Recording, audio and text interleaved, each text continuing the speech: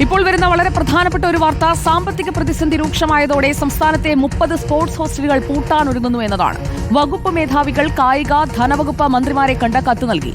വിദ്യാർത്ഥികളുടെ ഭക്ഷണത്തിനുള്ള പണം സർക്കാർ നൽകാത്തതാണ് ഹോസ്റ്റലുകൾ പൂട്ടാൻ കാരണം.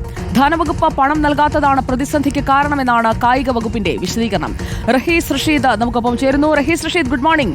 സംസ്ഥാനത്തെ 30 സ്പോർട്സ് ഹോസ്റ്റലുകൾ അടച്ചുപൂട്ടാൻ ഒരുങ്ങുന്ന സാഹചര്യമാണ്. ഭക്ഷണത്തിന് കാശില്ല എന്ന് പലവട്ടം പറഞ്ഞതല്ലേ? എന്നിട്ടും എന്തുകൊണ്ടാണ് ഇതിനൊരു പരിഹാരത്തിലേക്ക് ഇതുവരെ കായിക വകുപ്പിന് കടക്കാൻ കഴിയാത്തത്? Good morning Sujaya. കായിക വകുപ്പുമായി ബന്ധപ്പെട്ട് ഇക്കാര്യത്തിൽ എന്താണ് സംഭവിക്കുന്നതെന്ന് നമ്മൾ അന്വേഷിച്ചിരുന്നു. കായിക വകുപ്പ് പറയുന്നത് അവരുടെ ഭാഗത്തു നിന്നുള്ള ഫയൽ നീക്കങ്ങളെല്ലാം ഇതിനകം തന്നെ നടന്നതാണ്. ധനകാര്യ വകുപ്പിൽ നിന്ന് പണം ലഭിക്കുന്നില്ല. ധനകാര്യ വകുപ്പ് പണം തരാതെ ഞങ്ങൾ എങ്ങനെ കൊടുക്കാനാണ്? അവർ സാമ്പത്തിക പ്രതിസന്ധിയാണ്, പണം ഇപ്പോൾ നൽകാൻ കഴിയില്ല എന്ന നിലപാടെടുക്കുന്നത് കാരണമാണ് ഇത്ര നീണ്ടുപോകുന്നതെന്നാണ് കായിക വകുപ്പ് പറയുന്നത്.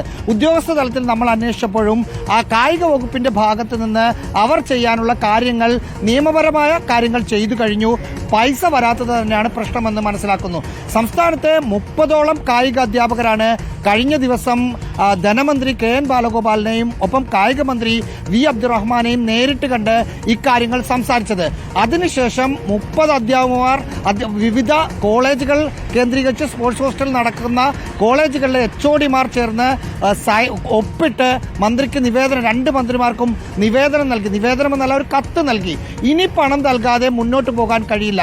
ഇപ്പോൾ സ്പോർട്സ് ഹോസ്റ്റലിലെ കുട്ടികൾക്ക് പൈസ കൊടുക്കുന്ന, അവർക്ക് ഒരു ദിവസം ഭക്ഷണത്തിന് 250 രൂപയാണ് സർക്കാർ കൊടുക്കേണ്ടത്.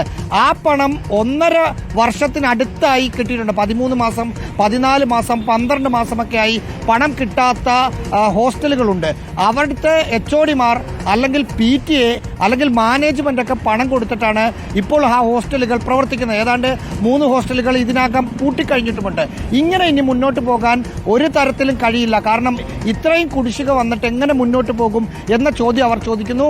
നമുക്കറിയാം, കേരളത്തിൽ ഒളിമ്പ്യന്മാർ നിരവധി ആളുകളെ സൃഷ്ടിച്ചത് ഈ സ്പോർട്സ് ഹോസ്റ്റലുകൾ വഴിയാണ്. ഈ സ്പോർട്സ് ഹോസ്റ്റലുകളെ, കുട്ടികളെ തിരഞ്ഞെടുക്കുന്നത് സർക്കാർ തന്നെയാണ്. അവരെ തിരഞ്ഞെടുത്ത് ഒരു സ്കൂളിൽ അല്ലെങ്കിൽ ഒരു കോളേജിൽ ചേർത്തതിന് ശേഷം അവർക്ക് കൊടുക്കാമെന്ന് പറയുന്ന ഭക്ഷണത്തിനുള്ള പണമാണെന്ന് ഓർക്കണം. ആ പണം കൊടുക്കാനില്ല എന്ന് ധനകാര്യ വകുപ്പ് പറയുമ്പോൾ മറുവശത്ത് PSCയും KV തോമസും ഹൈക്കോടതി അഭിഭാഷകരൊക്കെ നിൽക്കുകയുമാണ് സുജയ.